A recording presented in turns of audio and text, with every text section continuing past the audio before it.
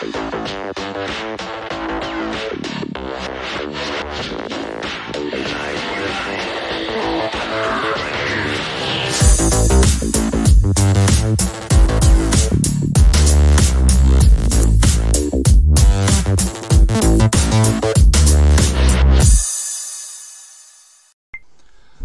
nazdar, dobrý den. Toto je první díl nového pořadu nazvaného Jak to vidí Felsman.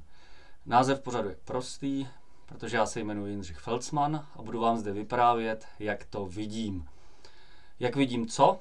Jak vidím aktuální kauzy a politické diskuze, které se nám odehrávají zde, přímo před našima očima v Liberci a Libereckém kraji. A na co se podíváme dnes? Začneme zostra. Probereme dotační podvod, který nám v přímém přenosu místní vládci připravují právě nyní v samotném centru Liberce.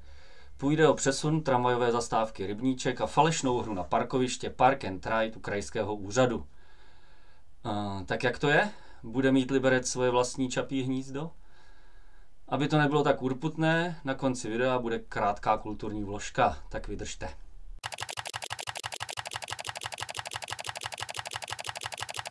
Možná jste si všimli, že za kulturákem se nyní něco staví. Stavba je označena honosně propojení chodníků v rámci bezbariérové trasy od parkovacího domu KULK k zastávce Rybníček. No, pane jo, jako kdyby se tudy nyní nedalo chodit. Takže proč se tedy buduje tento chodník? Proč se zde utrácí naše peníze? Tato stavba má přímou souvislost s novým parkovacím domem krajského úřadu. To je kapitola sama pro sebe, určitě se jí tu budu někdy věnovat v nějakém dalším dílu. Dnes si jen připomeňme, že tento parkovací dům má především sloužit krajským úředníkům. Pro ně je v něm nachystáno 144 parkovacích míst. Dalších 100 míst je ovšem určeno pro veřejnost.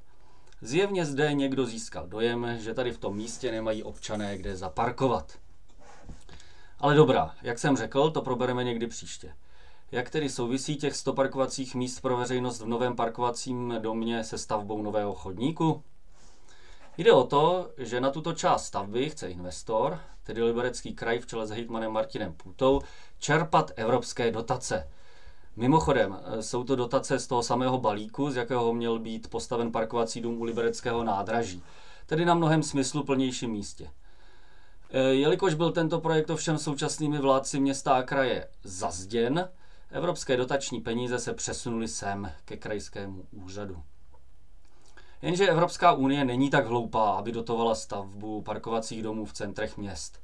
Celá správně se rozhodla dotační peníze posílat jen na parkovací domy v režimu Park and Ride, tedy takové, ve kterých lidé odstaví auto a dále pokračují městskou hromadnou dopravou. Právě takové domy na okraji měst či na okraji jejich center mohou městům od automobilové zátěže pomoci. Jenže jsme v Česku. A tady platí heslo blbej kdo dává, blbější kdo nebere. Hejtman Půta, primátor Zámečník a náměstek Pozor pro architekturu Jiří Janďourek se tak rozhodli, že Evropské unii to znovu trochu osladíme. Naši vládcové se tak rozhodli, že budou předstírat naprosto originální způsob, jak se bude tento parkovací dům zdánlivě využívat. Bude se z něj prý přestupovat na tramvaj. Rozhlédli se kolem a uviděli nejbližší zastávku MHD na Rybníčku. Představa je tedy následující. Řidiči budou do parkovacího domu krajského úřadu zpravidla najíždět z rychlostky nebo z ulice Milady Horákové. Projedou nejzasekanější křižovatkou u Babylonu, netečně projedou kolem parkovacího domu u obchodního centra Fórum. Následně se u Fígnerky, kde je největší koncentrace lidí ve městě, otočí, trochu to tam začoudí a pojedou zpátky k parkovacímu domu. Po zaparkování následně přejdou na tramvaj a odjedou někam na kraj města, do Hanychova, Lidových sadů, když už mají tak hezky zaparkováno v centru. Park and Ride, značka Liberec. Puch. Jenže kromě toho, že to je úplná blbost, má to ještě jeden zádrhel. Zastávka na Rybníčku je nyní vzdálená zhruba 250 metrů od parkovacího domu. Dotační podmínky vyžadují vzdálenost parkoviště a zastávky MHD jako na potvoru maximálně 200 metrů. Moudré hlavy se zamysleli a napadlo je tedy, že se zastávka na Rybníčku posune směrem k OC Fórum. Tady už vzdálenost vychází. Už v červnu 2021 tak schválila Rada města Liberce, tentokrát ve složení Starostové pro Liberec, Hnutí ANO a ODS, jeden podivuhodný materiál Jiřího Janďourka, tehdy ještě vedoucího kanceláře architektury města. Materiál měl název Přesun tramvajové zastávky Rybníček. A celkem bez skrupulí v něm bylo vysvětleno, že financování výstavby parkovacího domu krajského úřadu z evropských dotací je podmíněno maximální docházkovou vzdáleností 200 metrů k nejbližší zastávce veřejné hromadné dopravy. Takže si to shrňme. Jsou to samá plus, samé výhry. Předně se tímto přesunem tramvajové zastávky již nyní celkem dlouhý úsek tramvajové tratě mezi Rybníčkem a nádražím ještě prodlouží. Krátký úsek mezi Rybníčkem a Fignerkou se naopak ještě zkrátí. Abych zde byl spravedlivý, tenhle problém obhajoval Jiří Janďourek tím, že se výhledově počítá s doplněním nové zastávky naproti finančnímu úřadu. Tramvaj nám zde pak bude hopsat po zhruba 300 metrů dlouhých úsecích, předežený tak i trochu rychlejší chodec. Další nespornou výhodou je, že v samotném centru města nám přibude 100 dalších parkovacích míst, ze kterých budou řidiči jistě masově přestupovat na tramvaj.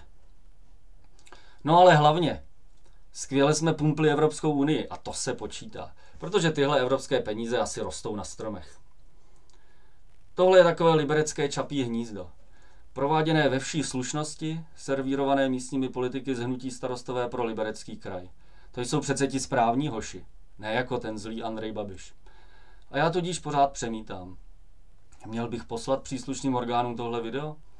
Nebo mám jako liberecký občan pěkně slušně držet ústa, protože přeci platí bližší košile než kabát. Kdo donáší do Bruselu, je zrádce. Ono to má totiž další souvislosti. Ve stejný čas se nyní upravuje parkoviště u Pastýřské.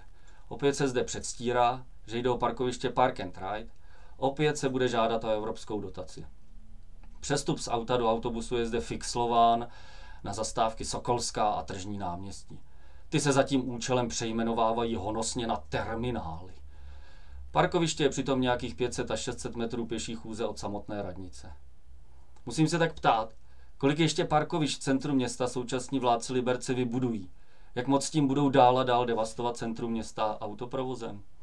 Bez pochyby by to bylo méně, pokud by jim neprocházely tyhle dotační podvody. Abychom to těžké téma trochu naředili, zakončím dnešní video kulturním okénkem.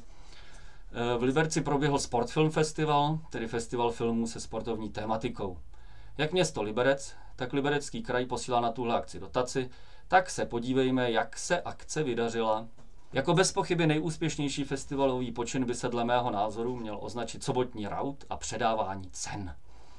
Stoly se prohýbaly pod chlebíčky, přišly celebrity, místní politici si mohli zkusit, jaké to je, když na pódiu někomu předají cenu. A cenu přichází předat hejtman, primátor, náměstek, tlesky. Ředitelka festivalu Renáta Balašová pak dokonce ve velkém stylu udělila i cenu ředitelky festivalu. Dostal jí kopačka Martin Škrtel, film se jmenoval Buď a lebo. No co by ne. A bylo slávy a děkování. V neděli si pak šli pánové ťuknout do mnížku partičku golfu. Jo a pak nějaké ty filmy. Tak samozřejmě sály naplněné k prasknutí úplně nebyly, ale o to tu přeci nešlo. Tohle je Liberec, Sudety, ráj zdivočelých papalášů. Takhle my to tu máme rádi. Ale nezapomínejte, na ty chlebíčky a šampaňský jste jim poslali peníze vy všichni. Mějte se a za 10 dní další díl.